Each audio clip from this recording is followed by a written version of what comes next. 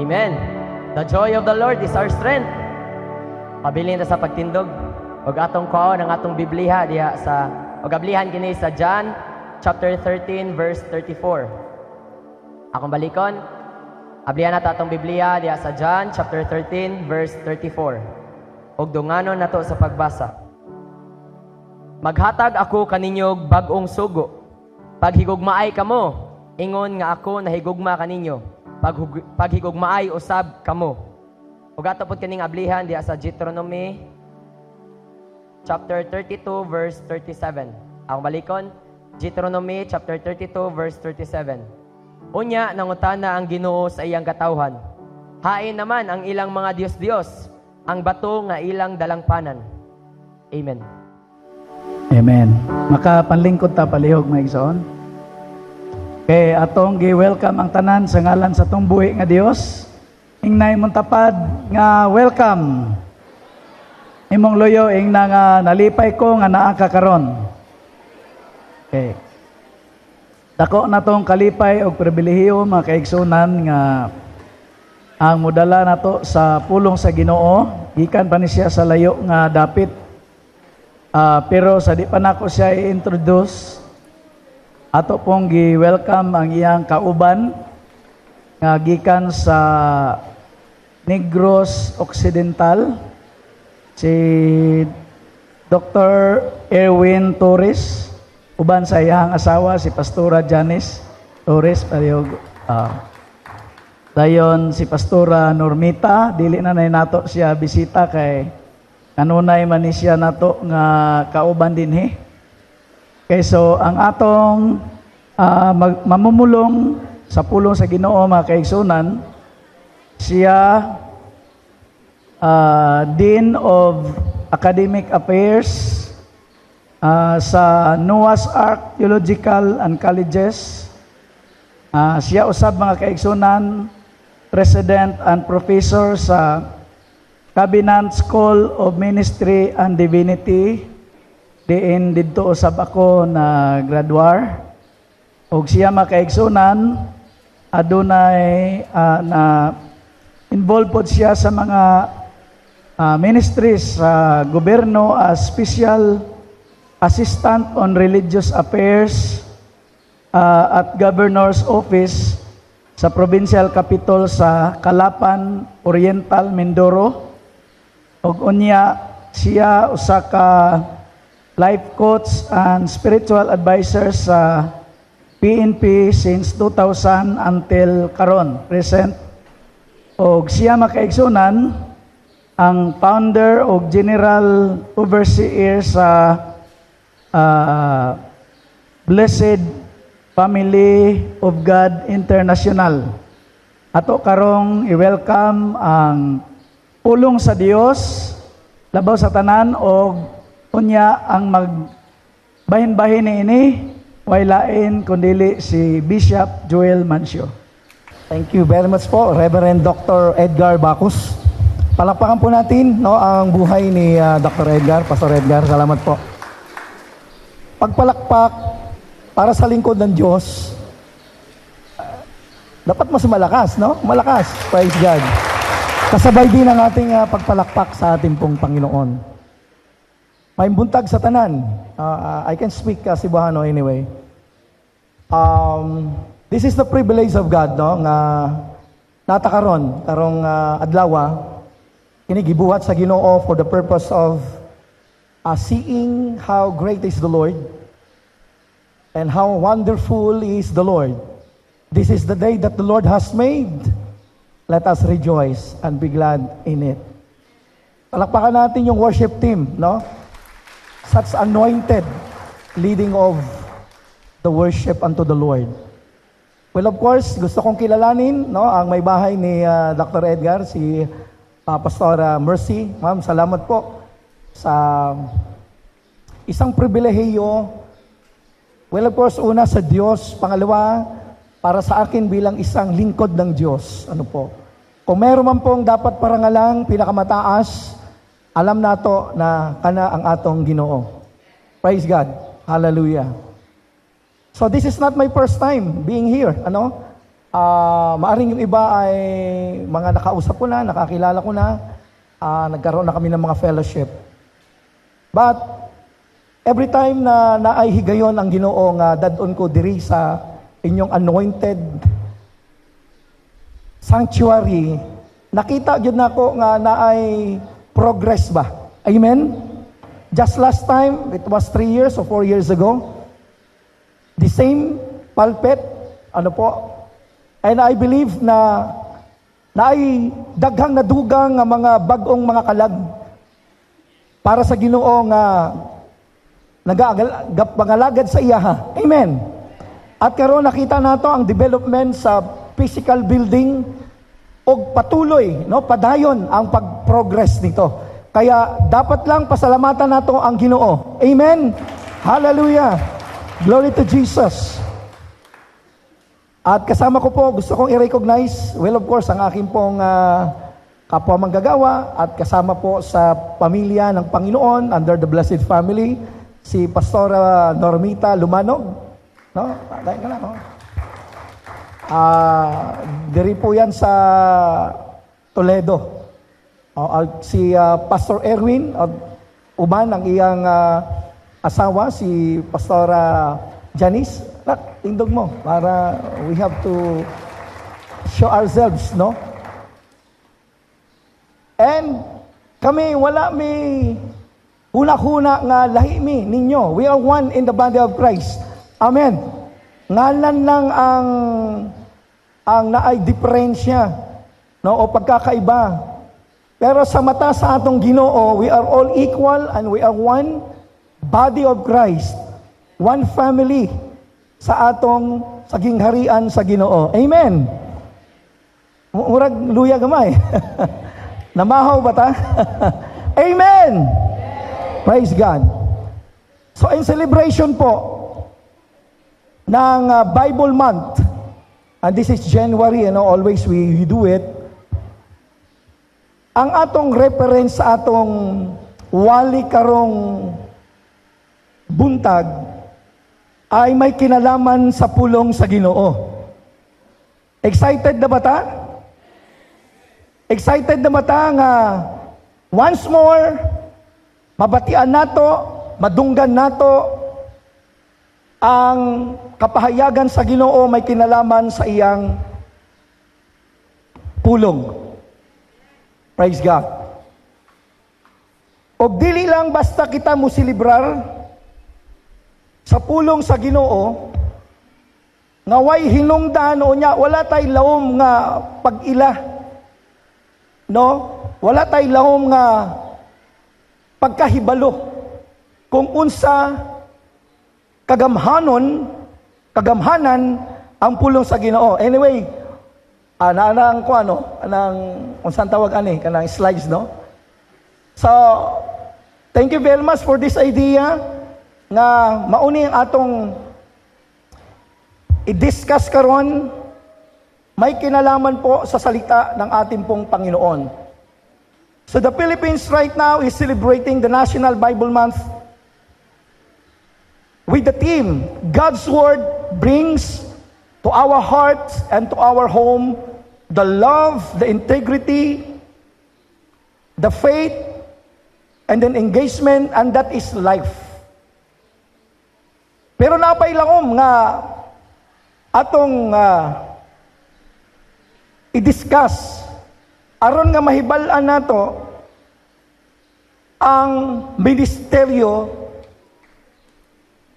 sa pulong sa Ginoo. But before that, pwede ba ta manindog balik unya magampo ta sa Ginoo, mangayo ta og guidance, giya sa iyaha aron nga sa tanang atong pagabuhaton karong kabuntagon makahatag dakong himaya gyud sa Ginoo. Amen. Lord, nagpapasalamat kami na ngayong oras na ito, niloob mo na ang bawat isa ay magagkatipon, Panginoon, sa dahilan na ikaw ay purihin, sambahin, at paglingkuran. Salamat sapagkat ang salita mo ngayong umagang ito, muling mahayag sa kalagitnaan po namin at sa bawat na makikinig na may pananampalataya. Tunay nga, Panginoon, na magdadala ka ng kapayapaan, magdadala ka ng pagbabago, magdadala ka, Panginoon Diyos, ng isang realidad o realization, Panginoon, ng aming relasyon sa iyo. At doon lalago kami ng husto sa pagkakilala namin sa iyo sa pamamagitan ng iyong banal at makapangyarihang salita. Ang lahat ng papuri, parangal at pagsamba sa iyo po naming maingat na ibinabalik sa pangalan ni Jesus. Lahat po tayo magsabi ng Amen. Praise God. Hallelujah. Ngayong oras na ito,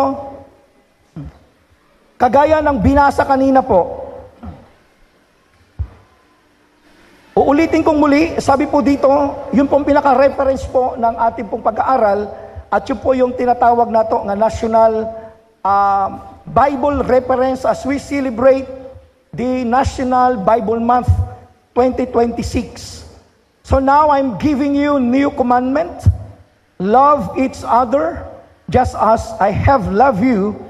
You should love each other. And then sa Deuteronomy 32:37, these instructions are not empty words. They are your life. By obeying them, you will enjoy a long life in the land you will occupy when you cross the Jordan River. So pinagpala po, panalangina na sa Ginoo ang iyang pulong. Kaniadto pa, since from the very start. Let us study the importance of the Bible, the Scripture, the Word of God. We should understand, or we should to understand. Number one, it is inspired by God. Alam niyo po yung salitang inspired ay mula sa Greek word na theopneustos. Theopneustos. Ang ibig sabihin, ang bot pasabot, theos means God, and neo, breath out. God breath, referring to the divine inspiration in breathing of Scripture. It is written in 2 Timothy chapter 3 verse 16. Another meaning is that when we talk about inspired by God, it is called as well God breath. Likely a term coined by Paul expresses the sacred nature of the Scriptures, their divine origin, and their power to sanctify believers. Ang bot pasabot, ang word ni Lord, which is the inspired word ni God, gikan sa iyaha. Amen. Originally came from the Lord.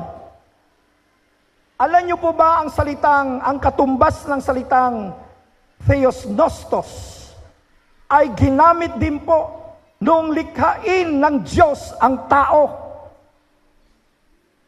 Nung likhain ng Diyos ang tao, naging kaluluwang buhay, ang tao sa dihang hingahan ng Diyos ang nostril sa tao. Nahimo siyang kaluluwang buhay o living soul by the time God breathed out the nostrils of Adam.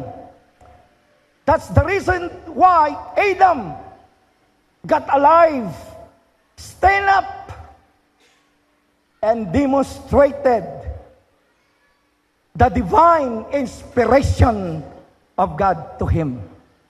Nakuha ba na to? Nakuha po natin ang revelation. So meaning to say, pag sinabing inspired, dili lang para ikaw makabaton og inspiration, kundi makabaton o makadawat kag kinabuhi. Hallelujah! Kaya ang salita ng Diyos, buhay, banal, makapangyarihan sa lahat. Bumubuhay ng mga patay. Amen? Naalaala po natin sa Ezekiel, meron po diyang isang prophecy Nakita ni Ezekiel, pinakita sa kanya ng Diyos, the dead bones. Speak about the dead Israel. And by the time God showed to Ezekiel how dead the Israel was, the Word of God says, just speak to the bones. And that word being spoken by Ezekiel brings life. Hallelujah. What an inspiration happened to that dead bones. And then suddenly they were stand up and made alive. Are you there? So the Word of God, the inspired Word of God, no, ang pulong sa Ginoo nga iyang hiningahan, no, will make you alive. Hallelujah. Yan ang magbibigay sa atin ng buhay. Yan ang magbibigay sa atin ng isang kapangyarihan para barugan nimo ang imong posisyon as the living soul, inspired men and women of God because of the Word of God. So meaning to say, life is in the Word of God. Hallelujah. Praise God. Basahin po natin ang sinasabi po ng Timothy.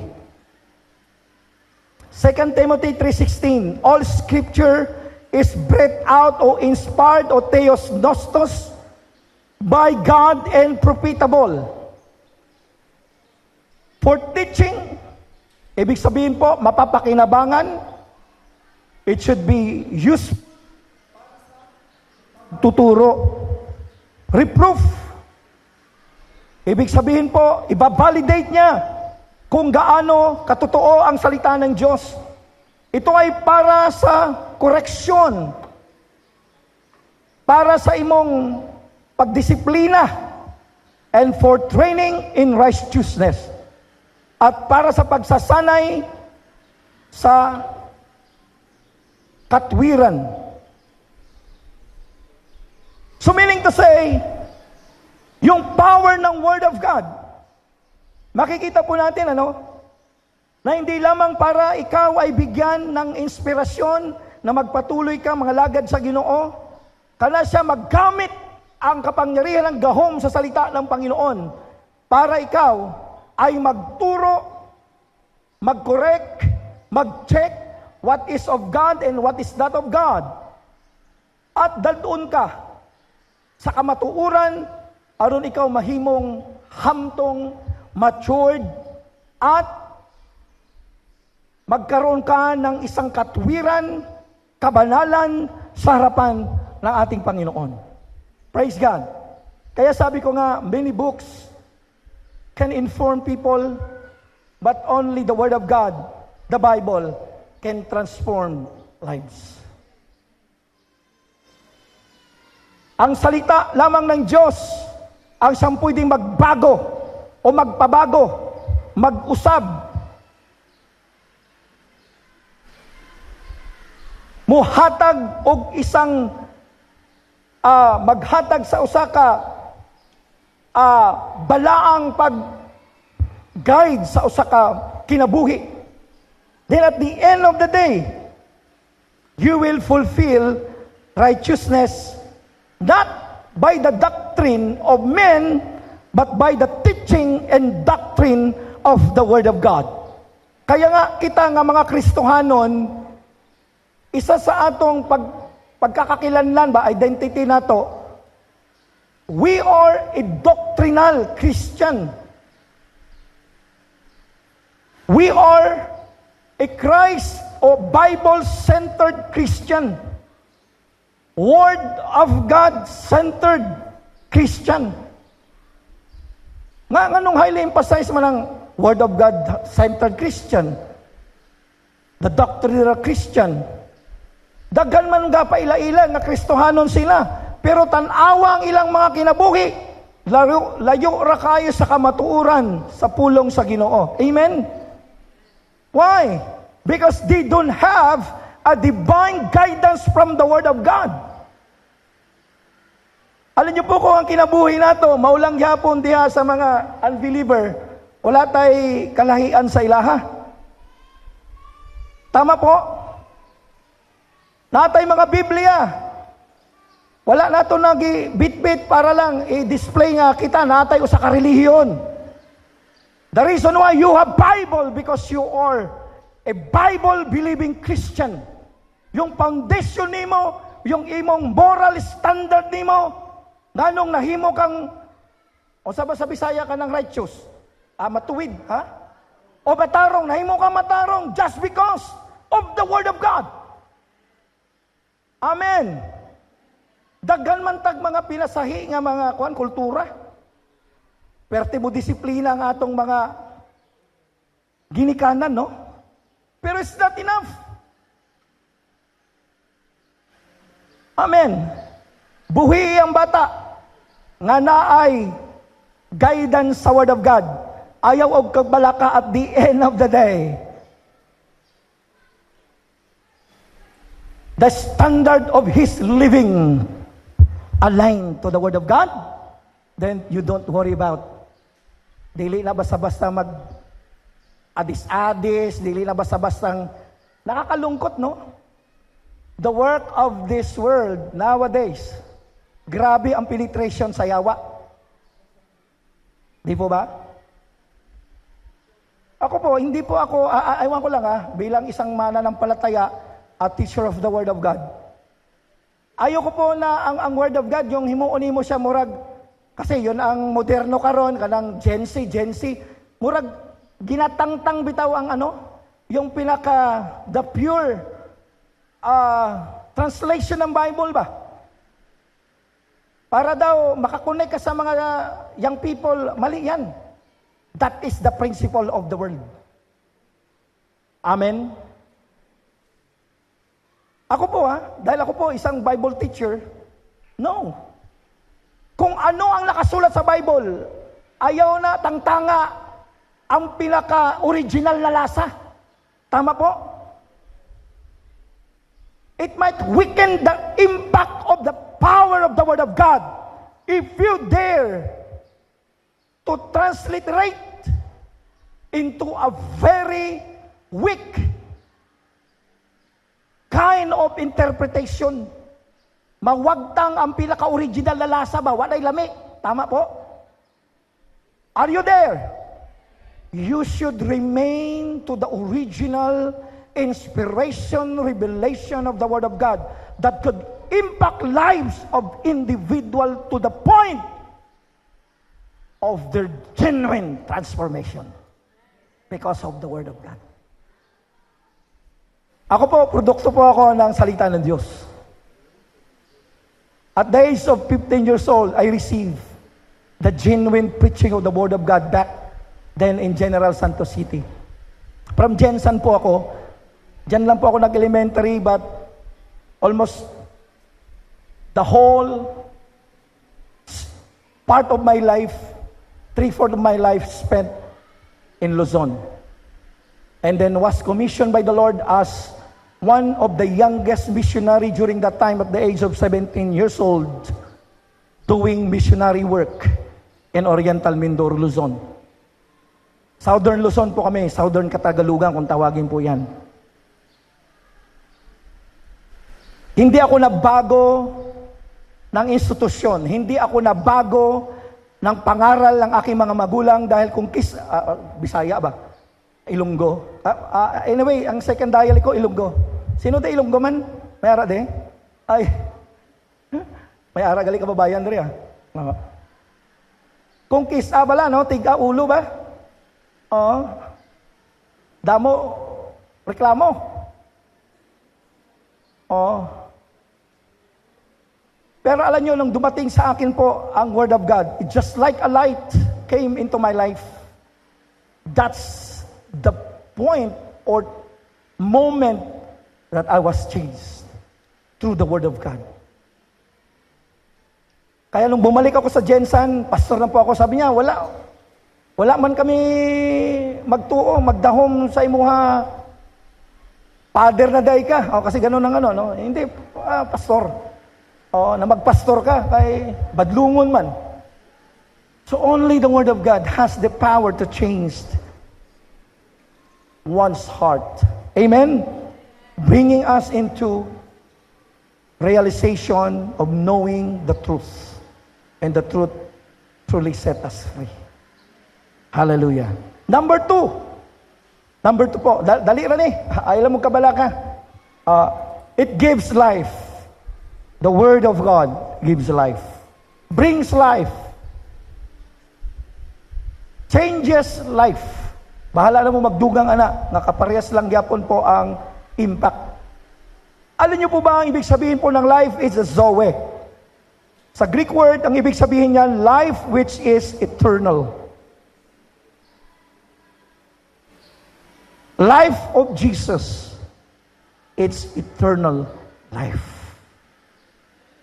John 6:63. It is the Spirit, di ba sinabi po ng Deuteronomy po yan, it is the Spirit, the Holy Spirit, who gives life. The flesh, kining atong lawas nung kahimtang, the flesh has no help at all. Walay magagawa, no? Walang pwedeng maikatabang ang flesh. But the words that I have is spoken to you are spirit and what? And life. So the Word of God brings life. The Word of God changes life. The Word of God gives life. And that life that I'm mentioning right now, reading right now, stated in John 6:63, is not just an ordinary life. That's the life of Christ. By the time you got born again, what you have had right now is not an ordinary life. That's the life of Christ. Hallelujah! Amen! Palakpakan nato ang Ginoo. Bringing life, eternal life, now is in you. Alam niyo po, ito po, gamay nga theology, biblical, but it should really rearranges and realign our faith right now. It is God who gave us life. You are not the one who pick it up. You don't have that capacity. Wala tay kakayanan, kapasidad nga makuha nato ang kinabuhing dayon o the life of Christ dahil sa atong palingkamot. No. That's not your effort. It is the effort of the Holy Spirit by the time you believe. Your life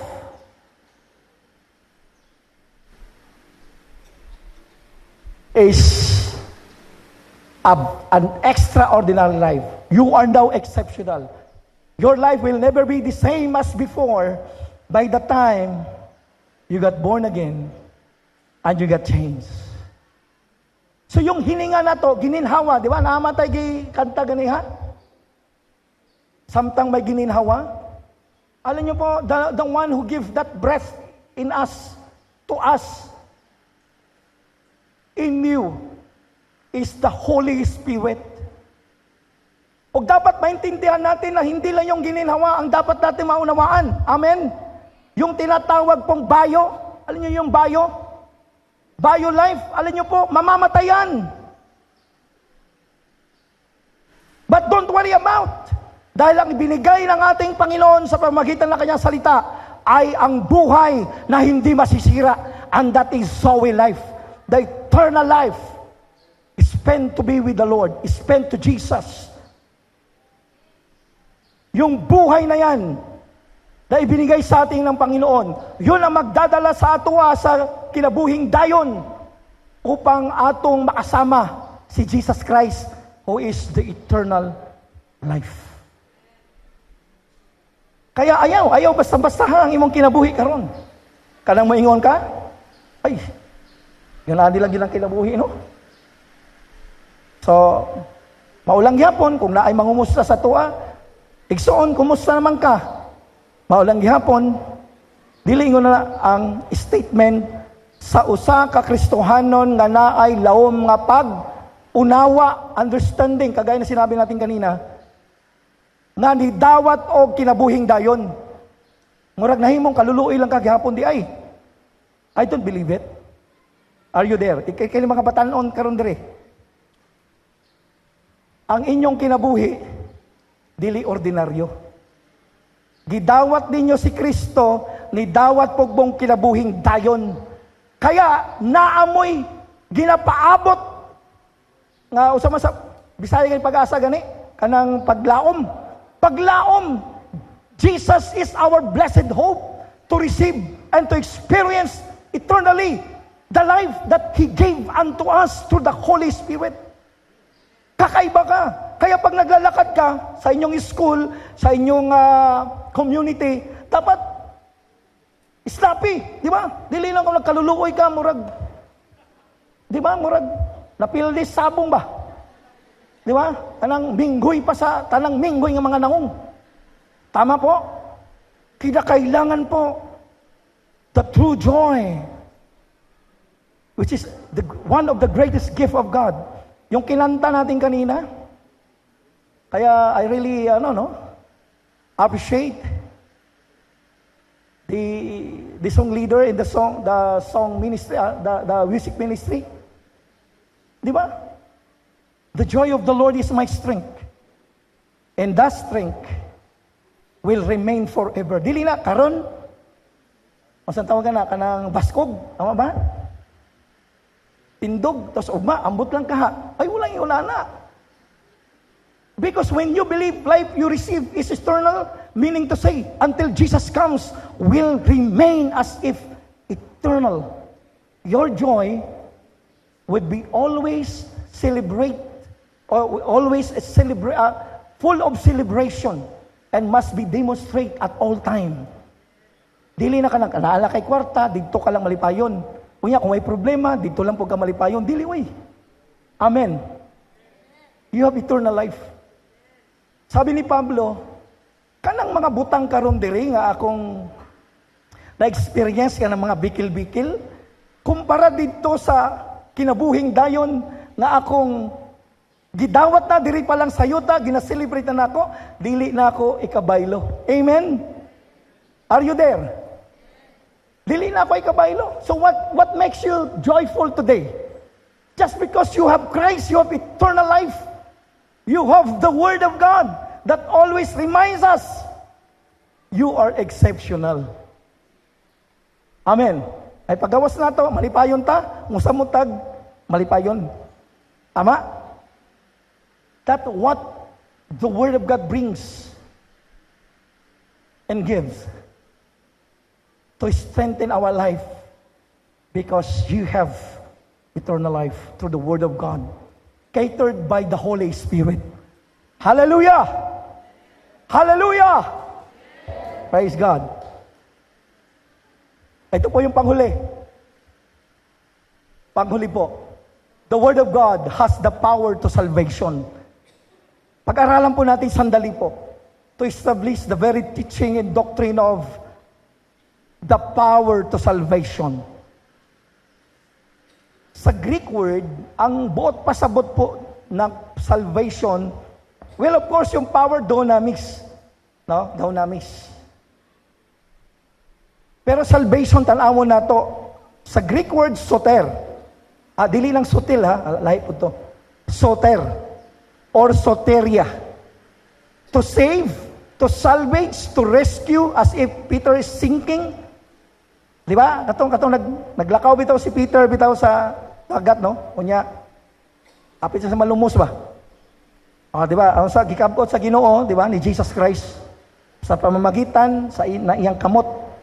No? Igun ana ang situation, ambot pasabot sa soter. Kunya, to deliver and to heal. To to deliver, and to heal. Napayusa, itong sozo, to save and rescue. Salvation, God's rescue, which deliver believers out of destruction and into His safety o safetyness, security. Maunang bot pasabot. Deliverance, preservation, safety, salvation.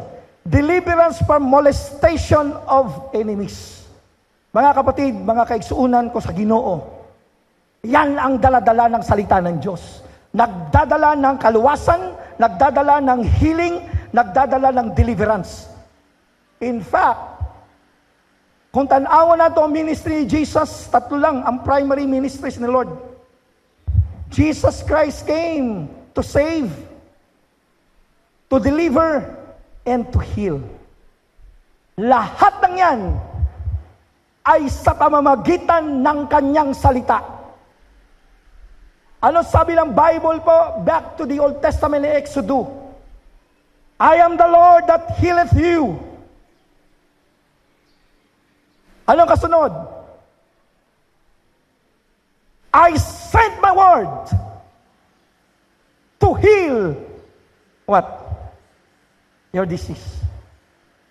I sent my word to heal your disease. I sent my word to rescue you.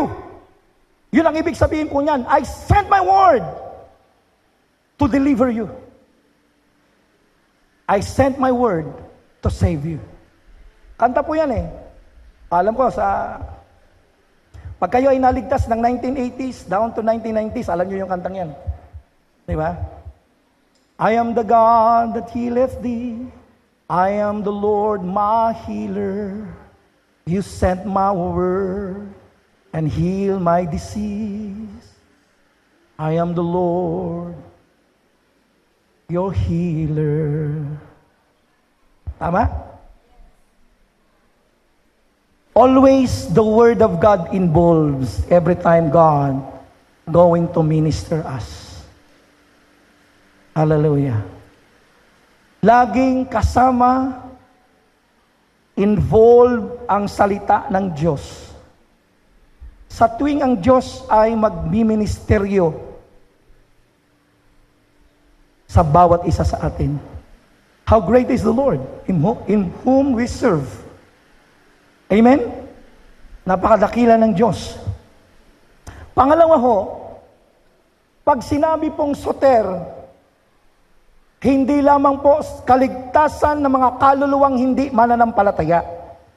Alam niyo po ba na ang salitang soteria, kaya nga sa biblical terminology po sa Bible College, yan po ang tinatawag nating soteriology.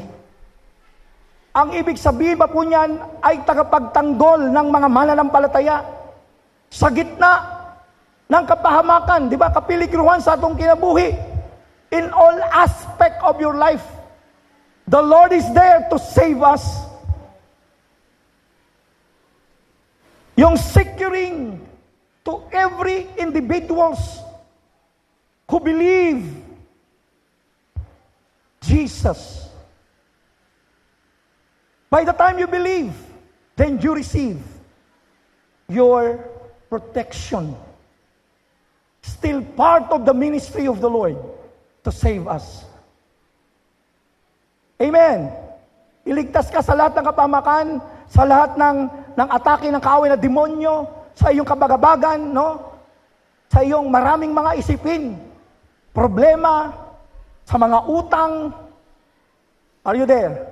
Sino po dito gustong magkaroon ng breakthrough financially? Lahat ng inyong mga utang ay binayaran na ng Panginoon. Isang bahagi ng pagliligtas ng Diyos. Inililigtas tayo sa tiyak na kapahamakan, sa tiyak na kahihiyan, sa tiyak na, kung sa Bisaya pa, kaguulan. Mga kaguul nato sa atong ginabuhi. Praise the Lord. For 15 years, just to testify you for the glory of the Lord, humbly speaking, wala po kaming kahit pisong utang o pagkakautang sa company, sa bangko, sa tao, sa lending, kung ano-ano dyan.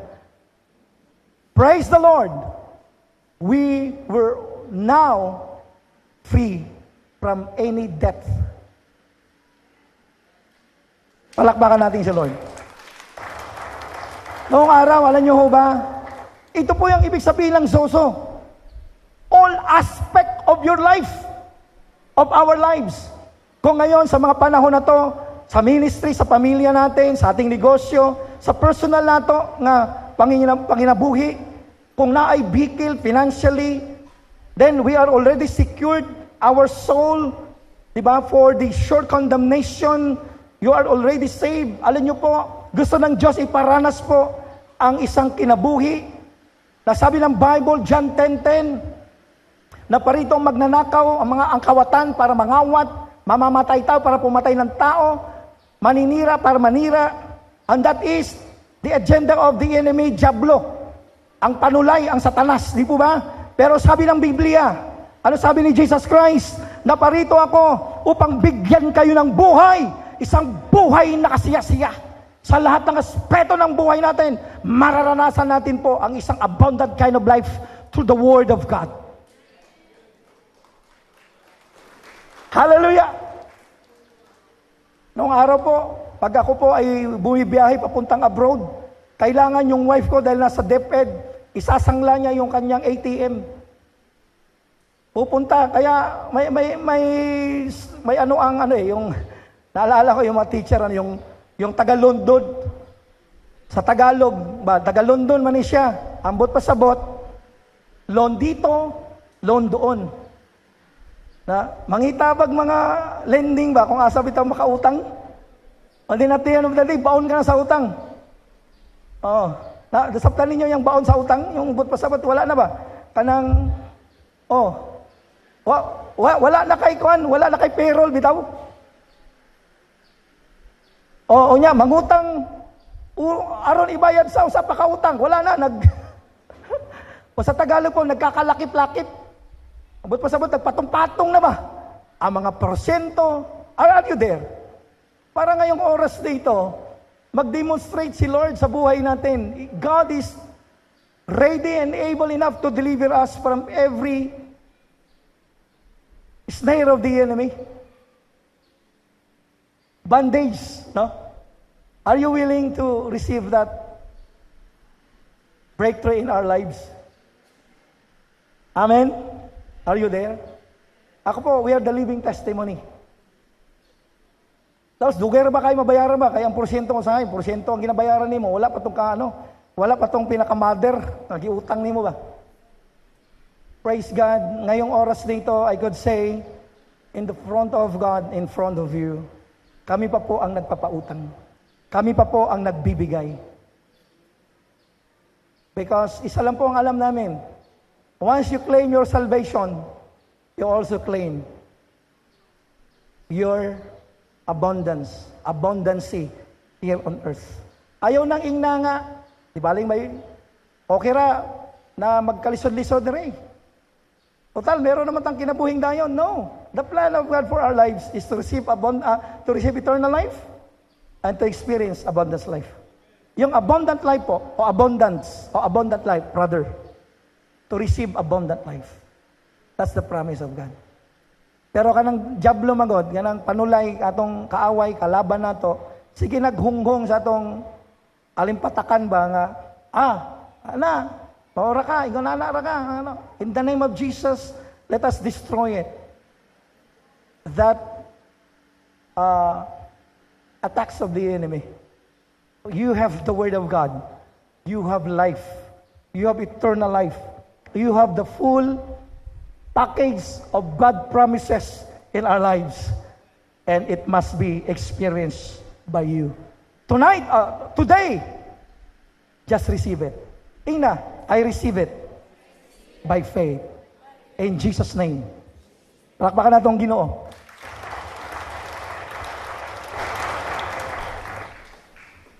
What makes the Word of God, the Gospel, powerful? Tanawa, Romans 1:16. For I am not ashamed of the Gospel, For it is the power of God for salvation to everyone who believes. First to the Jew, and then second to the Greek. Power to salvation. Power of God for salvation. To everyone who believes. Sa lahat ng maniniwala ay meron kang kaligtasan. Inihanda ng Diyos. Tingnan po ninyo, ano pong ibig sabihin yan? The gospel means euangelion. Isa-isahin natin. Euangelion. Ibig sabihin, yung salitang ebanghelyon. Ang bot pasabot, the good news. And then good news, it's all about the Messiah, Jesus Christ. Refers to preaching the gospel as the authoritative, abiding word of God. Amen. Bringing eternal accountability to all who hear it. Tumutukoy sa pangangaral ng mabuting balita ang salitang ebanghelyo o gospel. Ang salita ng Diyos na magpawalang hanggan. Alam niyo po ba na ang pangako ng tao, o sa tawagan na, saad, no? Saad sa mga tao, usahay, dili man na siya mapanaligan, no? Dili siya maasahan ba? Karon, oo, bukas, dili na. So, nagpapabago-bago. Di po ba? Lalo na ka ng mga politiko. Ako po, as one of the advisors spiritual advisor po ng aming gobernador, salamat sa Ginoo, ang aming gobernador po ay Diyos nun. No? Diyos nun siya, no? God-fearing po siya. Talagang pag nananalangin po kami, talagang he really appreciated. No? Last time, last na duaw na mo sa yaha, I lead the prayer. Ay talagang very, ano po siya, no? Sincere to his devotion and relationship to God. Kaya ang determining factor niya sa iyang pagpamuhat is the Word of God. Tama po? Yung principle na ginahimo nato, yung determining factor ba sa atong pagkakugi karon, nganong naata karong kabuntagon diri, because we are so aligned to the Word of God, instructed by the Word of God that we must not forget to attend gatherings such like this. Magpapalakasan tayo. Amen? Mao na motivation nato o gingon lang sa pastor nga ingon aning orasan namo dire. Makadugang kay ginamotivate ta. Pero ang pinaka pangunahing dahilan hinungdan nata diri karon na bag-o na usab ang imong kinabuhi through the Word of God, and you are now being inspired by the Word of God to be here. Amen. O yan, dili ta magdali-dali. Ano ba, sige tagtanaw sa tong rilo. Uy, hapit na oh. Di po ba? Natutunan ko po sa buhay ko, once you give up your life to God, serve God to the full measure of your strength, talent, wisdom, your life to God. Amen. Dili ta magdali-dali. Di po ba?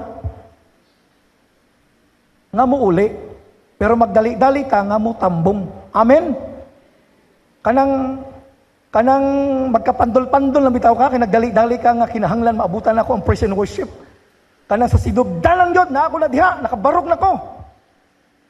Og maingon ang worship leader, worship minister, mangantatang tanan, kantata. Amen. Ibayaw na tong Ginoo, taas kamot. Yes. Because when we do worship through singing, alam niyo po ba na ang ginatest sa to, sa vision na to? Pumaingon ang worship leader, mangluta-luta. Ano man di ay? Ginahimo na to na sa Ginoo. Wala kay pakialam, manager ka dito sa imong company, senior pastor ka, o sanay ka nang ilado ka sa lipunan. No, in the sight of God. Walay makalabaw sa posisyon sa Ginoo, Ginoo siya. Amen. Dili na ka na, murag mahiwi man ang akong postura, ani ka lang akong kuan ba? Di ba? No. I just want to motivate you and I believe ang church na ito, anointed church, o ang mga worshiper, mga matinumanon sa pulong sa Ginoo. Pakpakan nato ang Ginoo sa pamamagitan ng ating buhay. Lalo tayong pagpapalain ng Diyos. Ito po, John 1:1. Christ, the eternal Word. Ito po yung huli. In the beginning, the Word already existed. So ang pulong, tuana, from the very start, di po ba? Di ba, gingon ako ganihang panalangina na sa Ginoo ang Word, kaniadto pa. Ito yung biblical verse na to. So in the beginning, the Word already existed. Tuana ang pulong. And then the Word was with God. So kuyog na, uban na yung Word sa Ginoong Amahan. And then, ito po ang maganda. And the Word was God. Sige nga, sabay-sabay natin sabihin, and the Word was God. May isang tanong lang ako, pangutan ako, naunay usa. Kinsa man ang giingon diha nga, and the Word was God. Hina, murag dili na ako madungganda. Kinsa? Meaning to say, the Word need Jesus. Meaning to say, the eternal Word, Jesus Christ who is the eternal Word, kinahanglan sa kalibutan. That's the reason why na ang Ebanghelyo na ay gahom kay si Kristo man di ay ang eternal Word. Amen. So this is the very conclusion of our studies as we celebrate right now the Bible month. Alam nyo, sabi ko nga, alam nyo, hindi si Manny Pacquiao po ang gumawa niyan. O si Joel Villanueva, akong sangay. Ang gumawa niyan ay ang Diyos. Na maging RA, yung Republic Act. Panahon pa ni Marcos, yung Senior Marcos ba? Siya po ang nagproklama niyan. Presidential Proclamation. Ibig sabihin noon pa man, si Marcos Senior, meron ng, maka-Diyos na puso. At alam niya ang prinsipyo, para may background lang tayo. Kasi connection to sa ginagawa natin. Para maigupod ta sa atong pagwali karon nga ito yung napapanahon. Pero naay kulang, no? Naay kuwang. Angon sa man, ang tao dapat manampalataya sa salita ng Diyos kay Kristo at dapat maborn again. Diba? Then from Marcos, na-adapt po yan ni Arroyo, ni Cory Aquino, nagkaroon din ng panibagong proclamation si Ramos. Then from Ramos, nagkaroon ng proclamation uli si Estrada, Arroyo, Estrada,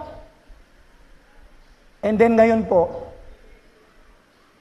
si Noynoy Aquino, and then ngayon ay si Bongbong Marcos. Ngayon lang siya na-highlight, di ba? Pastora, no? Na dapat i-celebrate siya. Kaya tama ang salita ng Diyos. Ipinagpipray natin ang pamunuan na sila ay maliwanagan. Kaya naliliwanagan sila. Ang kailangan po ay maborn again sila din. Tama po? It is not enough na meron kang sympathy sa Biblia. More than that, you have to believe. You have to receive Jesus Christ. You have to align to the Word of God. So sabi nga, only the believers of Christ can truly celebrate the divine and inspired Word of God with impact. Kay dili man masabtan yan sa mga tao nga wala pa sa pagtuo. Murag ang tanaw nila bitaw sa Biblia, gibutang na ako diri oh. Ang tanaw nila sa Biblia, murag siya religious book ra. Pero anyway, the Bible is not religious book. It is the book of truth. Amen. So let us live the Word of God. And let the Word of God be the center of our lives, our families, and ministries. To God be all the glory. Happy National Bible Month 2026. God bless us all. Manalangin po tayo. Dakilang Diyos, nagpapasalamat kami ngayong oras na ito. Kami ang dahilan, kayo ang dahilan. Kaya kung bakit, Panginoon, naririto kami, because you have impacted, O God, our hearts, our lives through your word. You are the living word. You are the eternal word.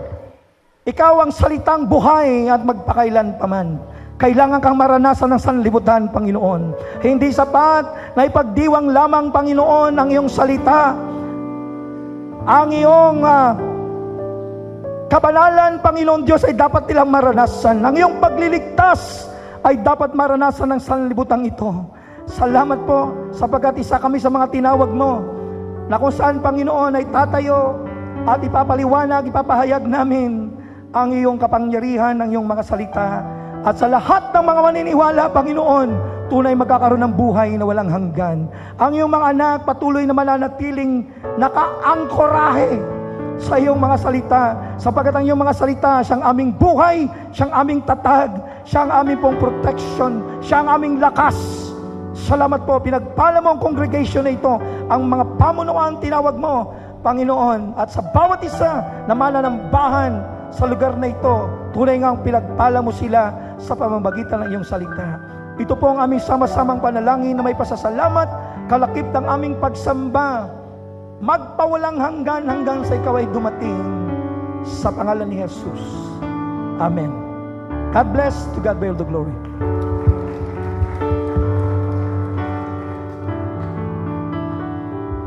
Okay, mga igsoon, manindog ta palihog atong pasalamatan ng Ginoo. Nabay karon pa nakabisita sa atong iglesia. Okay, kung wala mga igsoon, after aning closing prayer atong pasalamatan ng Ginoo, atong ibayaw atong kamot. Takos ka Ginoong pasidunggan, pasalamatan sa imong presensya. Salamat sa imong pulong nga naglig-on sa mata ko sa kanamo, naglig-on sa among kinabuhi nga espirituhanon o nasayod mi nga ang imong pulong importante nga kabahin sa among kinabuhi kay dili mi mo survive kung wala kini tungod kay sama kini sa tinapay nga nagdalag kinabuhi. Ang pulong nga sa diha nga among isulti mo resulta og kinabuhi. Kung among dawaton imong pulong mo resulta og kinabuhing walay katapusan. Panalangini ang matakusa sa among pagpamauli karon, ang imong gugma magbugkos kanamo, ang imong kalinaw o kalipay sa balaang espiritu among masinati, ang madagayaong grasya ni Ginoong Hesus mukuyanap sa matag bata, batanon hamtong matag pamilya. Din ang panalangin sa tanang mga paningkamot, sa mga negosyo o panarbaho, kaalam sa mga imong estudyante imong ipasinati. Pinagi sa ngalan samahan sa anak sa Espiritu Santo at tanan mag-ingon. Amen.